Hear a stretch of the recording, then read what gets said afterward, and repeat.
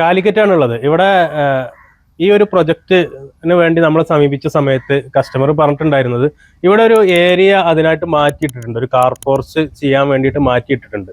വീട് നേരെ അപ്പുറത്താണ് വരുന്നത്.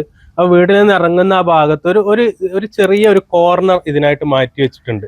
പക്ഷെ ആ കോർണറിൽ എങ്ങനെ ഒരു കാർ പോർച്ച് ഉണ്ടാക്കാം എന്നുള്ളതിന്റെ ഡിസ്കഷനിലാണ് ടെൻസൈൽ റൂഫിങ്ങിലേക്ക് കസ്റ്റമർ മാറുന്നത്. കാരണം ഇതൊരു കൺജസ്റ്റഡ് ഏരിയയാണ്. ഇതിലൊരു 4 പില്ലറൊക്കെ കൊടുത്ത് ഒരു വലിയ കോൺക്രീറ്റ് സ്ട്രക്ചർ ഉണ്ടാക്കി കഴിഞ്ഞാൽ തീർച്ചയായിട്ടും ഈ ഒരു ഇടുങ്ങിയ സ്ഥലത്ത് കാറ് വന്ന് പാർക്ക് ചെയ്യുകയും അത് റൊട്ടേറ്റ് ചെയ്ത് തിരിച്ചു പോവുകയൊക്കെ ചെയ്യാൻ നല്ല ബുദ്ധിമുട്ടായിരിക്കും. അപ്പൊ അത്തരത്തിലുള്ള ഒരു അന്വേഷണത്തിന്റെ ഭാഗമായിട്ടാണ് ടെൻസൈൽ റൂഫിംഗ് കാർപോർച്ചിലേക്ക് അവർ എത്തിച്ചേരുന്നത്.